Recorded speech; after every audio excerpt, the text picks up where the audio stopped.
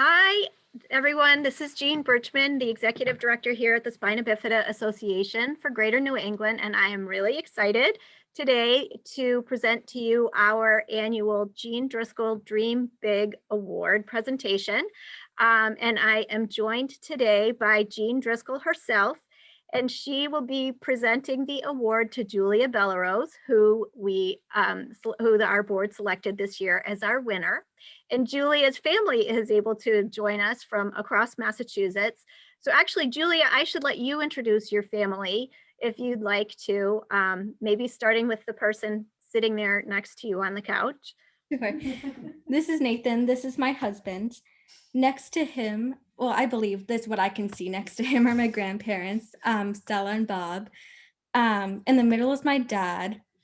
Next to him are my in-laws, Mark and Heisey. Actually, I don't know why I'm turning my computer. There's something going on. And then on the very bottom is my mom, Ruth. Great. Or staff, I guess, according to your Yeah. your Zoom login.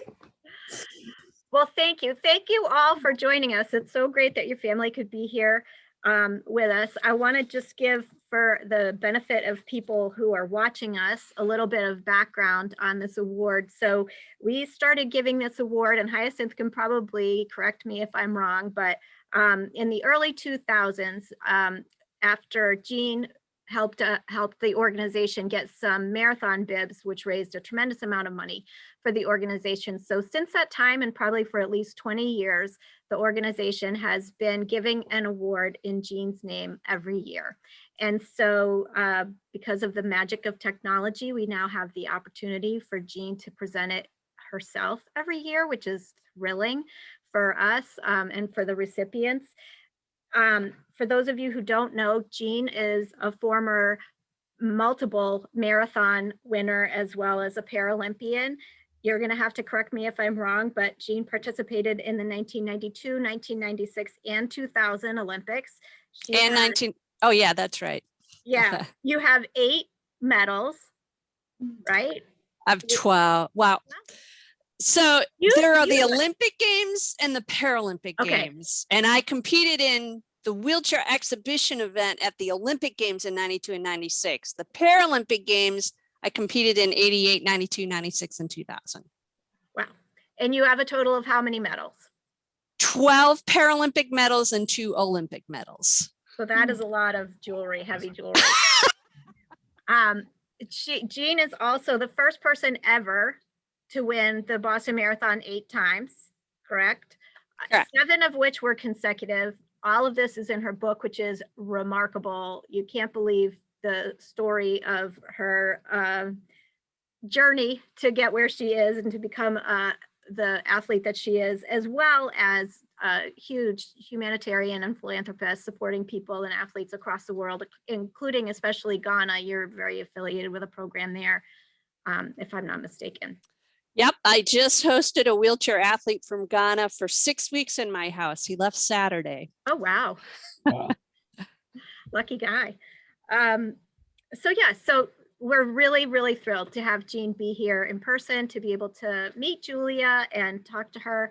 So I will step back and let the two of you, maybe Julia, you can tell us a little bit about yourself and what your hopes are to do with this award, and then we'll let you guys have your conversation. Sure. So basically, I, for a really long time, thought that I wanted to be involved in work for autism. And then just realized, going through the years and through the experience that was a little bit more physically involved than I once thought. And so I sort of was thinking, oh, well, maybe I'll try something else, but I didn't really know what I wanted to try. And then, I thought about my own disability and spina bifida and how I could maybe impact others' lives that have spina bifida. And I found that I really enjoy it, and that really took off. So that's sort of how I got to where I am. Well, Julia, I'm really happy to meet you after reading your application and the support letter, the letter of support that was written on your behalf. I really enjoy mentoring folks, but also seeing people who are younger than me gain confidence and skills as they develop in their lives and they figure out what they want to do. I grew up with spina bifida too, and it was not always easy. Sometimes there's benefits, but there were a lot of frustrations. And so there's got to be a little fire in your belly in order for you to keep moving forward and setting goals and then staying committed to those goals. And so I'm just immensely proud that you are this year's recipient of the Jean Driscoll Dream Big Award. It's really humbling to have an award named after yourself. It's not anything I ever thought about or dreamed about, but it's pretty cool. And it's really cool when people like you apply for the award and are chosen to receive it, because you're already really talented. And the folks who benefit from the services that you provide are really going to be fortunate to meet you. Right now, I hope that your goal of working in the spina bifida clinic comes true, because there's nobody who knows what it's like to have spina bifida better than somebody who has spina bifida. Now, family members know second best, but only people who have spina bifida know best. And so any of those young folks who get to work with you as they are describing frustrations or victories, you're going to be able to shake your head and say, yes, I know. Keep talking about it. Keep telling me about it. I'm curious, Julia, what's your undergraduate degree? I know you're working on a master's degree in social work. My undergrad is human services, so pretty close. But Yeah. then I figured I would just specialize a little bit more in social work. I want to sort of get into the therapy aspect of everything. So I figured that would help me do that. Yeah. I want to know a little bit more about your story. So where were you born? How many siblings do you have? What's your favorite color? I want to know more about you. So I was born in Concord, I believe. Is that right, Mom? So I was born in Concord. And you know, I came back to my grandparents' house at first. I've always been really close with them. I have 4 siblings. So I have 2 sisters on my mom's side and a brother and a sister on my dad's side. And what else? Let's see. My favorite color is blue. Mine too. Oh. And Which yeah, number child are you? How many of your siblings are older and how many are younger? Oh, I'm the oldest. They're all younger. Ah, you're the oldest. Yeah. And my favorite animal is a dog, as you could see. I was going to guess that.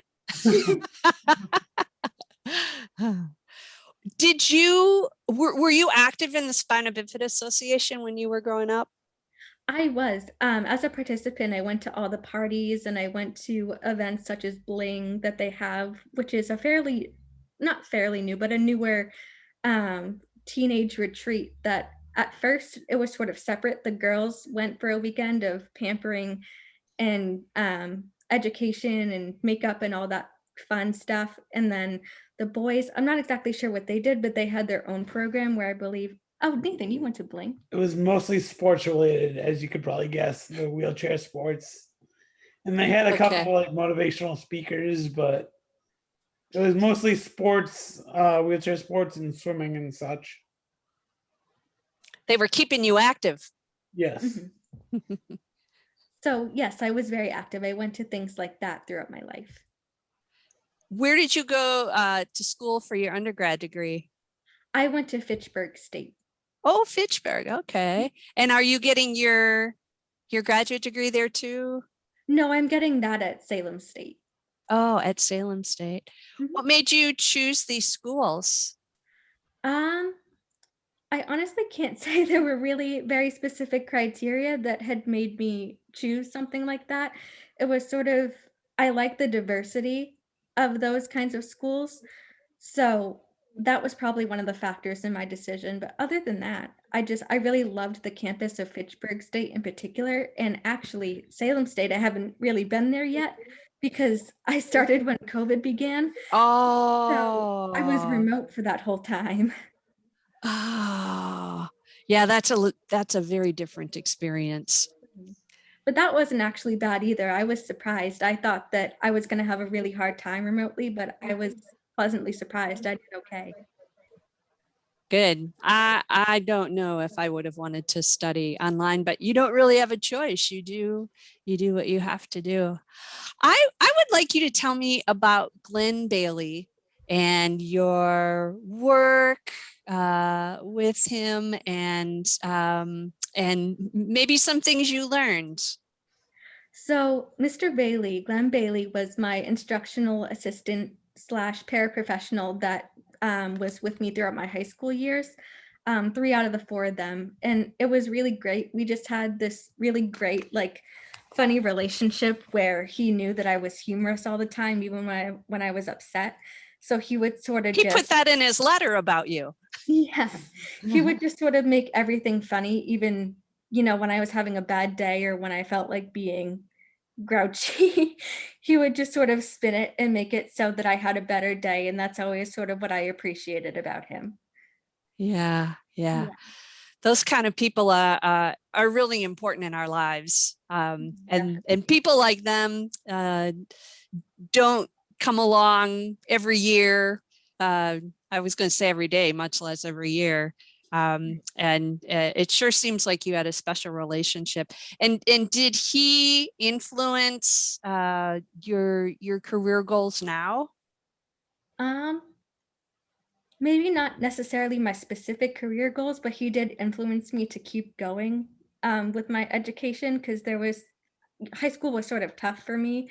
Academically, it was a little bit tougher than I even found college. I think that maturity factor kind of just settled in at a certain point, and I knew that I had to buckle down and study a little bit extra hard to do well. So he definitely influenced me to keep going. And actually, he did say that I would end up in social work, which is sort of funny. He knew you better than you thought. Mm-hmm. If you were asked by a 10-year-old with spina bifida for advice that would help them as they get older, what kind of advice would you give them? Probably just not to put limits on anything. Like, sort of take the world as you can do anything you want. You just have to do it differently sometimes. I love that. I love that. I often tell people our biggest limitations are the ones we place on ourselves or the ones we allow other people to place on us. Mm-hmm. And once you recognize that, you're midway in the air jumping over the hurdle. You figured that out pretty young, pretty early in life. Do you have any questions for me? What was your first Olympics like? Do you remember that at all? Oh, I remember every one. So as I was explaining earlier, the Olympic Games used to have 2 wheelchair exhibition events, an 800-meter event for women, which is 2 laps around the track, and a 1,500-meter event for men, which is almost 4 times around the track. It's 1 curve shy of 4 laps around the track. And the Olympic exhibition event started in 1984, which interestingly is the first time the women's Olympic marathon was part of the Olympic Games. They were in Los Angeles that year. So I just happened to be walking through my living room, and my dad had the Olympics on, and my family never watched sports, and the wheelchair exhibition event was on. And I stopped in my tracks and I was like, I'm going to do that when I get older. And my dad's like, I don't think we have the money to do that. Well, that was in 1984. In 1988, I had been at the University of Illinois for a year and went to the Olympic trials, and I wasn't fast enough to do the Olympic exhibition event. You had to be one of the top 8 people in the world. And I think I was the second alternate or something like that. But I did qualify for the Paralympic Games. And I ended up winning 2 gold, 1 silver, and 1 bronze that year. The games in 1988 were in Seoul, South Korea.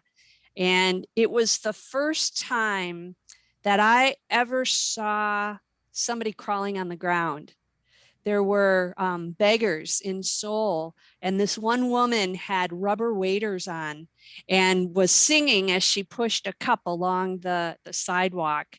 And then there was another guy sitting on the street, and he was a double amputee.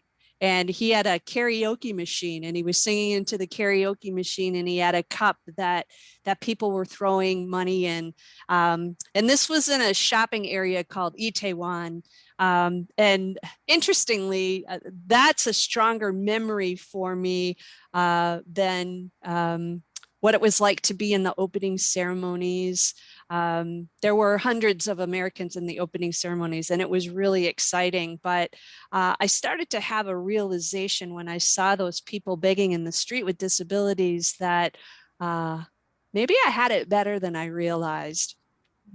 Competing for my country was incredibly exciting. Wearing USA on my uniform, I felt so proud of that. Every year that I competed, I was really proud to wear USA. And when I wasn't wearing USA, I was wearing Illinois. And I was really proud of that, which is saying something because I grew up in Wisconsin, and Wisconsinites don't like Illinoisans. In fact, I grew up in Milwaukee, and Chicago is an hour and a half south of Milwaukee. And our radio personalities used to say bad things about their radio personalities and vice versa.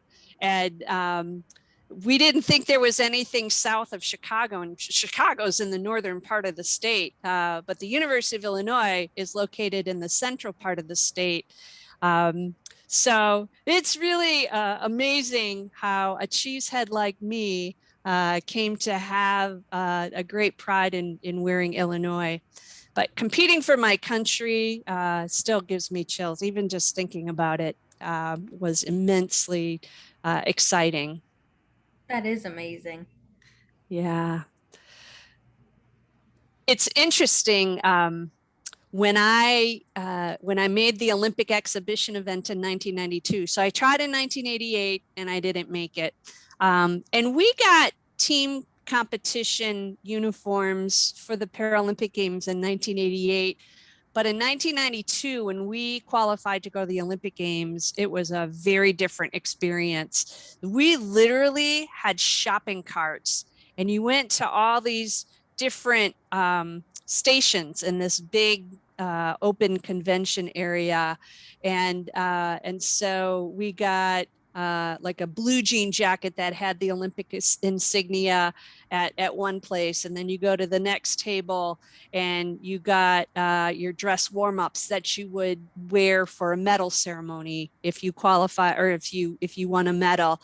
And then you'd go to another area, and they would give you shoes.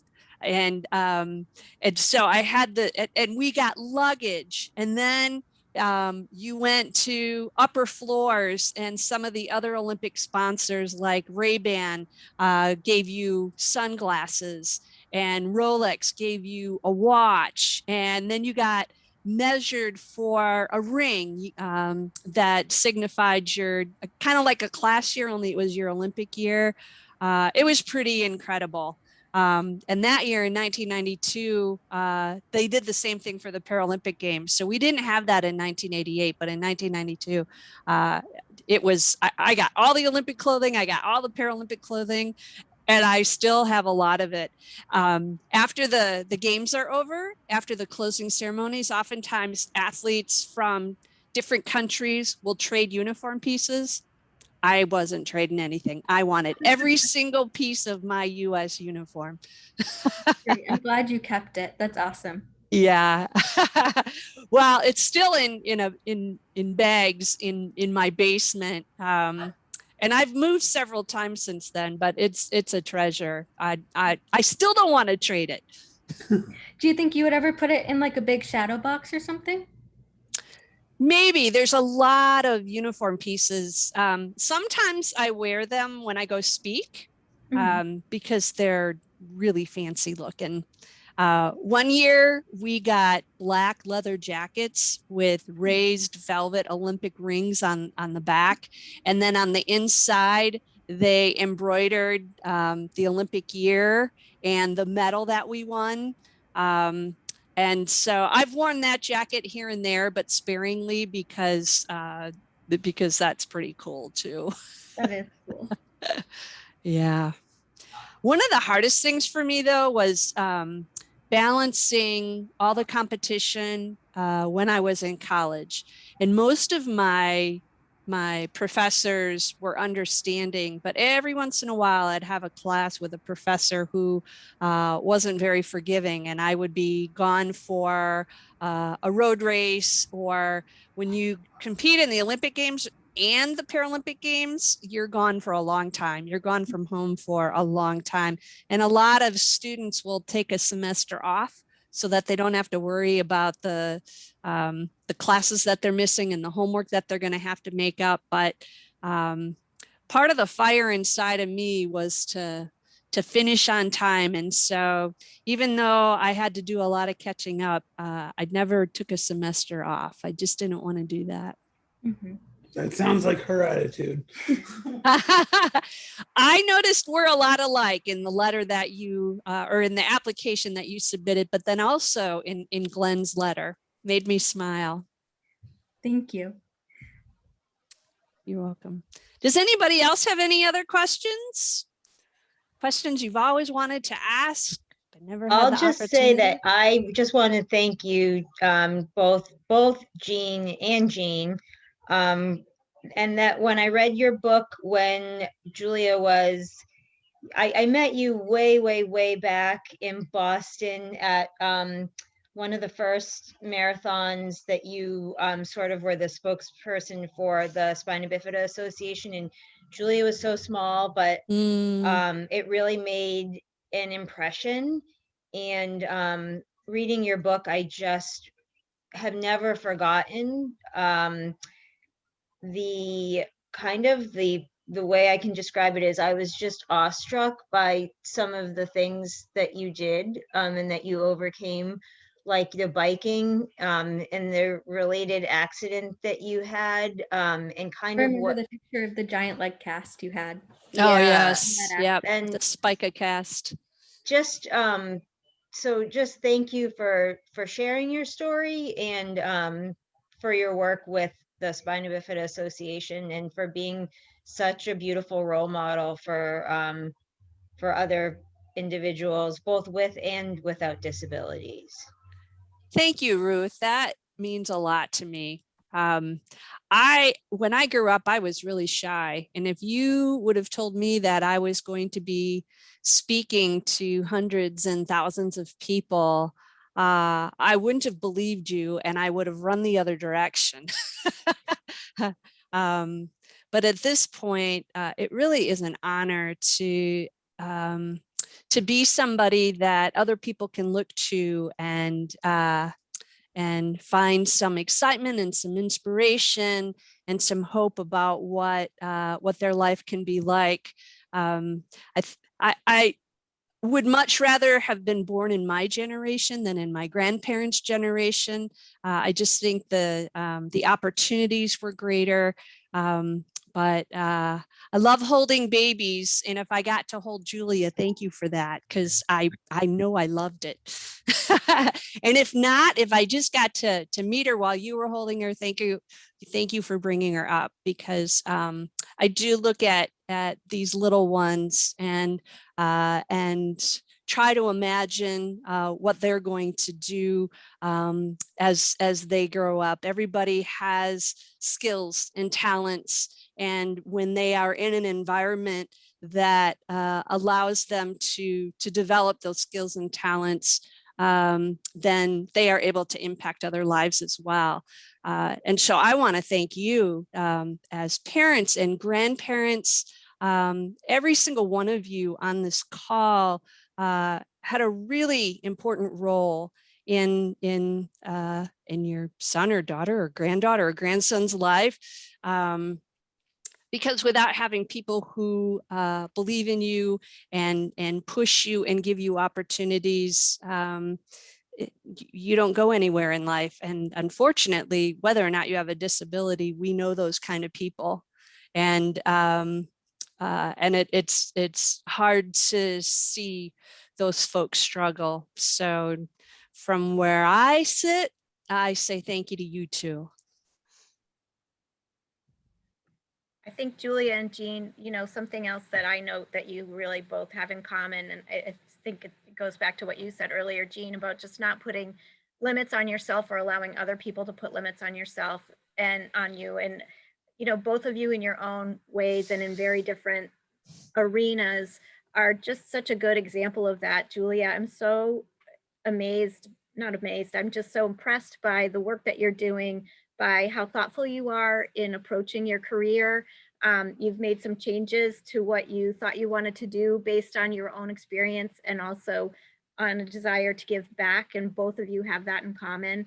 You both really use the platform that you've created for yourself to give back to other people, which I think is remarkable. And I noticed in your application that maybe possibly one day you might go forward for your PsyD, and I'm hoping that when you become Dr. Bellerose, we will all be involved and invited to that award ceremony. That will be a very big deal, and I have no doubt that you can do that if that's what you just decide that you want to do. But in the meantime, I'm grateful.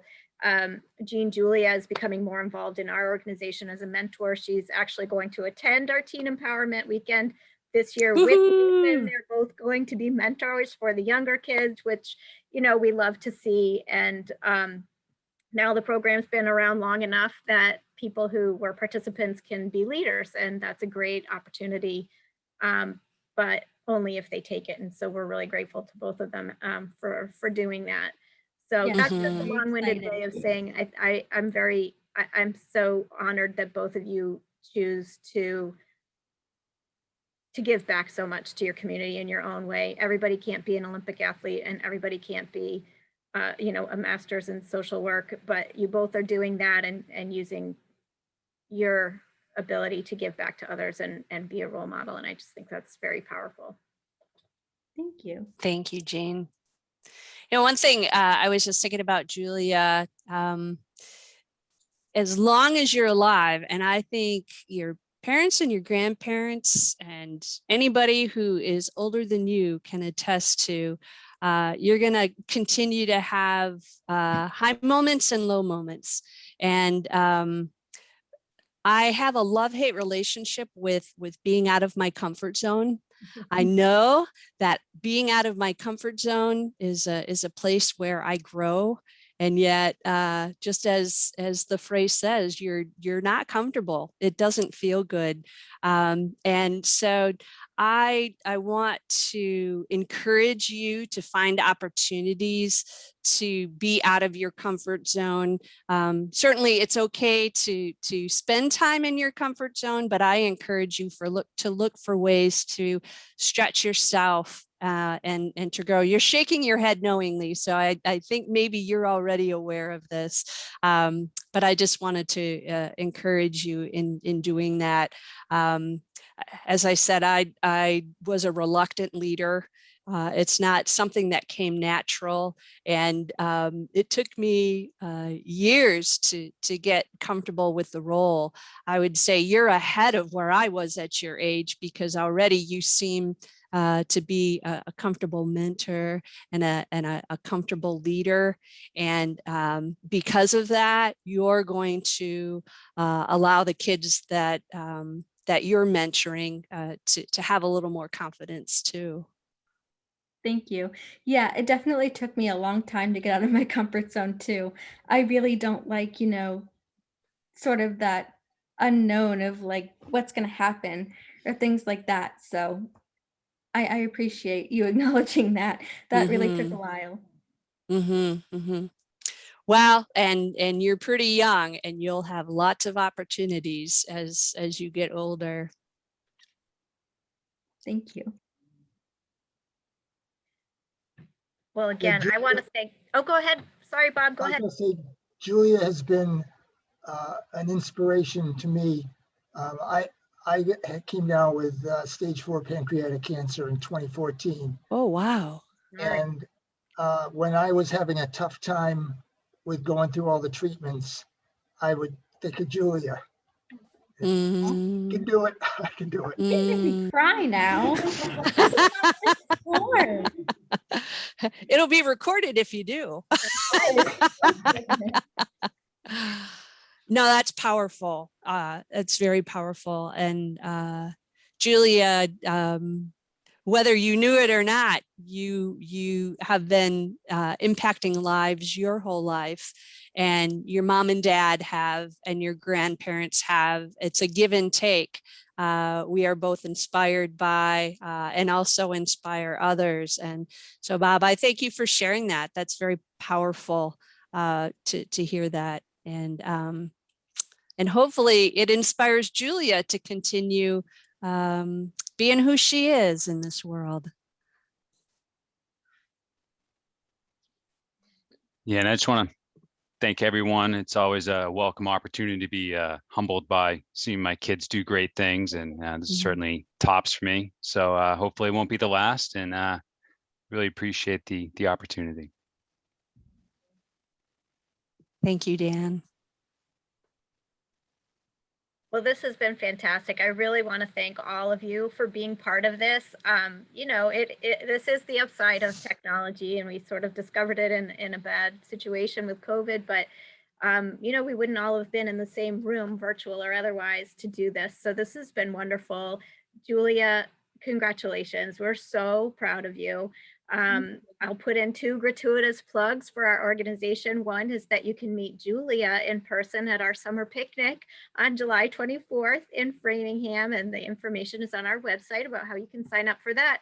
And Julia and Jean can meet each other in person in October at our conference, which will be in Nashua, New Hampshire on October 23rd. And so we are hoping if we can gather them all in one room to have a reception for all of our Jean Driscoll Award winners with Jean, so that they can actually meet in person for the first time. So that will be a wonderful experience. Yeah, that's pretty exciting as well. That'd be great. Yeah. Great. Well, thank you all very much. I'm going to turn off our recording, and we will be posting this on our YouTube channel, and I will send you all the link as soon as it is available. Okay. Thank you, Jean. Thank you. Bye, everybody. Thanks a lot.